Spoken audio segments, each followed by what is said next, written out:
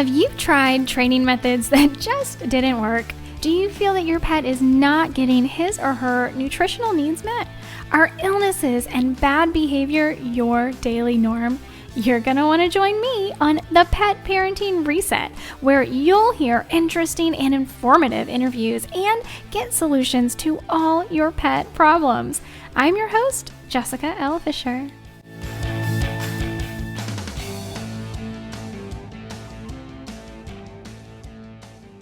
Well, hello there, you wonderful pet parents. Thank you so much for joining me again this week on the Pet Parenting Reset. I'm Jessica Fisher. In case you do not know who I am, I'm a pet parent coach and positive reinforcement dog trainer. And on this podcast, on all of our social media, I provide you different methods for pet parenting success. We are talking about positive reinforcement training, enrichment, behavior modification, nutrition, holistic health, and even some homeopathic health. I am very, very interested in homeopathic health lately and learning so much more about that. So I hope that interests you as well. This week we are in part 2 of the 7 miracle steps to training your dog, or really any animal, because these same principles apply. They are very foundational. If you have not listened to last week's episode, let me get my notes here. Go back to last week. We talked about the first 4 last week. And here's the thing. I definitely want you to go back and check those 4 things out, because all 7, I had a hard time narrowing it down to 7. So all 7 of these are incredibly important. They are very foundational. And they are also, I wrote a book about the 7 miracle steps. It is the 7 miracle steps to get your dog to obey commands, even if they've failed before. And here's the deal, guys. You can get a digital copy of the book for $5. I definitely recommend you do so. Go to the show notes, jessicalfisher.com, click on podcast to get to the show notes, and there will be my link tree. Any link I talk about is going to be there. So I definitely recommend you getting a copy of this, but this podcast and last week's podcast is like a Cliff's Notes. So the meat of the information is what I'm trying to get over and across to you on the podcast. So last week, we talked about number 1 being positivity. So important. Number 2 being patience. 3, using rewards to shape behavior. And we went a little bit more into detail into that. We went into detail about all of these. And number 4, I got to switch my hands up. If you're watching the video, you just saw me fumble a little. Number 4 was about being the protector. And I really went into detail with that, because there was such a huge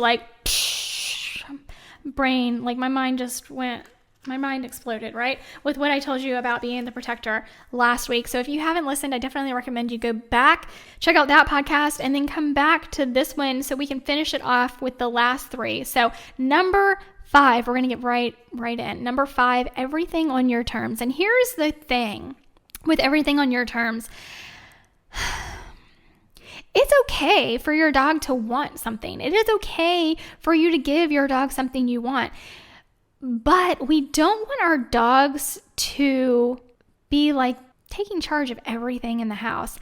And that's when you get that's when you can potentially breed possessiveness. When we're talking about resource guarding, possession is 9/10 of the law, right? That's just a funny dog trainer joke. Hopefully it made you laugh. Maybe not. I don't know. But with resource guarding, we can breed possessiveness, right? When we let our dogs take charge and make all of the decisions in the house, that can breed possessiveness. That can breed separation anxiety, right? Because now they're in charge, but they are possessive of us, right? Because we belong to them, and then we have to leave the house. So now they don't know what to do because they're separated from what they control, right? We don't want these. Now, I'm not saying this is guaranteed with every single dog. It's not. But these things can happen. And I've seen them happen before. And it's really unfortunate. And it's really heartbreaking for the dog, especially if the pet parent just doesn't understand what's going on. And the dog is, taken to a shelter or something. Let me tell you, that's why I started dog training, the very first thing is that I started dog training because I adopted a dog who had separation anxiety. And once I started really diving into it, because I'm the let me get this done kind of person, let me learn everything I can learn about it and get into this. And once I did, I was like, I was in. I knew too much to go back, right? But then after that, it was like, it wasn't just for me anymore. I realized that one of the best things I can do to help dogs and cats and animals in general to never wind up in the shelter system to begin with, to never be relinquished to a shelter to begin with, because that's important, right? Like, I spent many, many years helping and providing support in various ways to rescues and shelters. And I'm like, how can I prevent these animals from ever getting into the shelter? Like, that's where I feel like the biggest difference can be made. And once I really started getting into the dog training and I realized that it didn't just have to be for me, this is how I can help. This is how I can help shelters and rescues is by, and dogs and cats, is by never letting these dogs and cats become relinquished to these shelters in the first place. That's how I got there. But anyway, I digress. Everything on your terms, like I said, it doesn't mean that you are the dictator in your home. It just means that your dog is not, ruler of the land. Your dog is not the dictator of the home, right? And here's the thing. Nobody should be the dictator in the home. If you listened to last week, we talked about how pack theory was debunked. And thank goodness, thank the Lord, right? Because it's just bad science. And also, there are no dictators. There is no alpha. But at the same time, we want to make sure that when we are training, right? It's what we are requiring of them. It is what we are requesting of them. And here's the thing. When we use positive reinforcement training, which is the only training I ever give or recommend, they are getting rewarded for that. So it's not even like this is what I'm asking of you and you just better do it because I'm asking you to do it. We're using the rewards to shape the behavior, which it was one of the other miracle steps that we talked about last week. So that's kind of in a nutshell what I'm talking about with everything on your terms. That is number 5. Let's move on to number 6. Walking builds bonds. And here's the thing. It's a shame that not all dogs get walked. No, I shouldn't say it that way. There are some dogs that there are extenuating circumstances in some cases where dogs they can't, right? And here's the thing. Where there's a will, there's a way. Maybe your dog can't actually physically walk, or they can't walk as long as you would like to be out on a walk. Maybe you get a stroller. Maybe you get a wagon and provide them that enrichment anyway. But that's not what we're here to talk about. There are exceptions to the rule. I just wanted to bring that up because I am not like a, every dog, no matter what kind of person. No, every dog is different. Every person, just like every person is different. Every cat is different. Every sentient being on the planet is a little bit different. You may find some that are very similar, but we're all different and we need to be treated as such. But in general, here's the deal. If you and your dog have the ability to get out there and walk, I highly recommend that you do. Now, there are many different walks. There are different types of walks. There are structured walks. There are unstructured walks. There are enrichment walks. I love letting my dog sniff. And here's the thing. I like mixing things up all in one walk because I like starting out with structure. Okay. And then I like letting her sniff. This is rewarding this is enrichment for her, getting to smell all the smells and figuring out all the different things going on in the neighborhood or in the park or wherever we're going. I love letting her do that. It's very enriching for her. But here's the thing. We were talking about family units last week and in wild wolf packs. And by the way, in wild dog packs, even more recently, there has been research in wild dog packs. that shows just how similar they are to the wild wolf packs in that they act very much as family units. So one of the things that these researchers have found in these wild wolf packs, wild dog packs, is that walking together, hunting together, spending that time together is very bonding. And what, as a trainer, I've noticed, and other trainers that I have heard from or spoken to have also noticed, is that when a human and a dog walk together, it's a bonding experience. And we really need to treat it as such. It's not an obligation. It is something fun that we get to do. We get to share an experience with our dog. And that's really the way I want you to start looking at walks with your dog. I want you can have your phone with you, because I understand there may be like some emergency situation that you need access to your phone. You're not at your house. You can have your phone with you. I often leave my phone at home when I take my dog for a walk.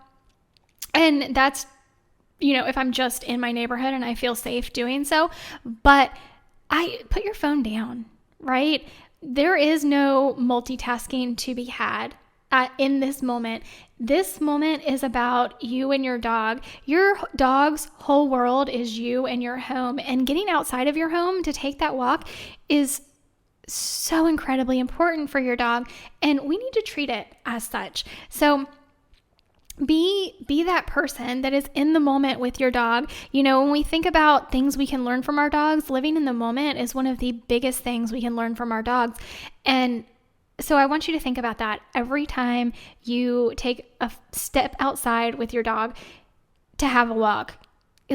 Or you know what? Even if you're not stepping outside, even if you are, I don't know, maybe the weather is bad and you just want to take a walk around your home with your dog, do so with purpose and intention, and understand that this is a bonding moment between you and your dog. And that is going to increase your value to your dog when you're in the moment with them. And it's also going to help build and strengthen the relationship that you have with your dog. So that is number 6. Number 7 is all of these are so, like I told you already, I don't know, I've probably said it like 2 or 3 times just in today's podcast, is that I had such a hard time narrowing it down to just 7, but here's number 7. Remain consistent. And this consistency it applies in so many different ways. You need to be consistent in the behaviors of that you're giving off, the behaviors that you have, the actions that you are taking. You need to be consistent in the words that you're using for the cues that you're training with your dog. If there are other people in the house, you all need to be on the same page. So if you're asking for a down cue and you're pointing your finger down like this, which I like to do, when I ask for, I'm sorry, that was wrong. When I point my finger down like this, it's for a sit. When I do down, it's like, if you're watching the video, you can see me. I kind of have my hand flat and push my hand down. So I like to train with verbal cues and hand signals. That is because my very first dog was deaf. I didn't know she was deaf when I got her, but she was. So I used a lot of hand signals with her. But for me, I still spoke. So I like to train with verbal cues and hand signals. So at the same time. So make sure everyone in the household is being consistent as well. We're not just talking about you with your dog. We're talking about everyone in the house also needs to be on the same page. I actually just talked to a potential client today. I had a consult with her, and I told her, I said, we really need to make sure that you and your husband are both there for the training sessions, because we need to make sure everyone is on the same page. And I have had couples in the past who just, one of them was not into it, didn't want to be there for the training, didn't want to partake in the training whatsoever. And I was I've had to be very upfront with them. I said, I am more than happy to teach you any and everything you want to know and help you with your dog. Here's the thing.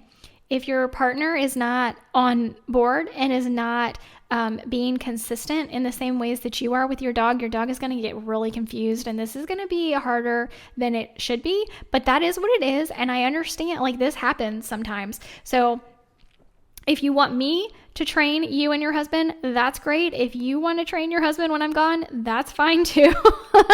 I'm here to serve you as best I can. But, I just have to be upfront with people. That it is what it is. So remain consistent. That, again, one of those things that is simple, but not easy. Simple, but not easy. So those are the 7 miracle steps. I originally called them the 7 Canine Commandments. I'm going back to my notes here because the Pet Parenting Reset, which is the podcast you're listening to right now, this is episode number 3. So I'm still having to write notes down and make sure I'm telling you everything I want to tell you. So definitely check out the show notes for today's show. You can get there by going to jessicalfisher.com and clicking on podcast. You'll go to the show notes page where you can get all the links to anything I'm talking about, including the book I wrote. You can get a digital copy for like $5. And gosh, guys, it is so incredibly worth it. I have had so many people, my in-home clients, what I have done with them in the past, and I need to, I'm getting back into doing some in-home training since the move, but I'll talk about that in just a minute.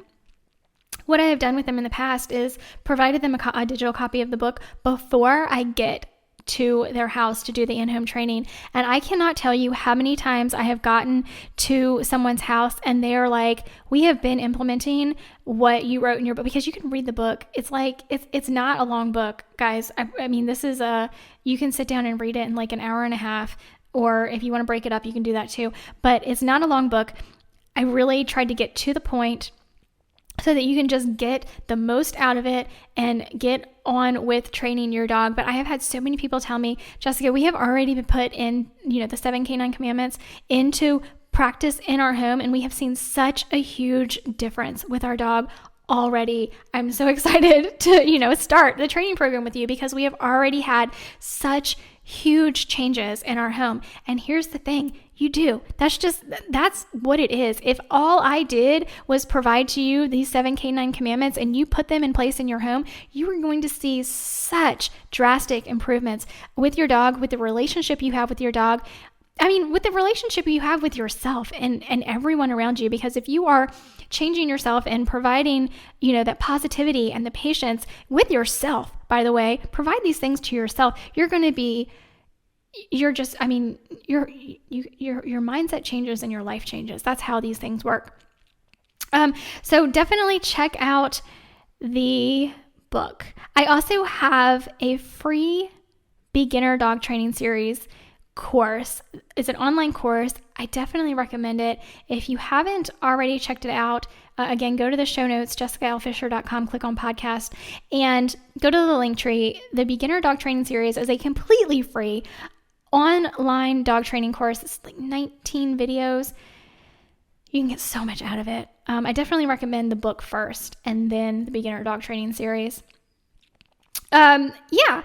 Definitely check me out on Patreon as well. We really have an amazing family over on Patreon, and I hope that you become part of that family. On Patreon, you get extended content, exclusive content, and here's the deal. Like, I post things on Patreon. I don't post anywhere else because it is a safe space. We are a family over there. You get so much more wonderful stuff. I really hope you check it out and become part of the family. You can also participate over on Patreon, which is what I really, really love. Love the participation aspect of Patreon. So I do hope to see you over there.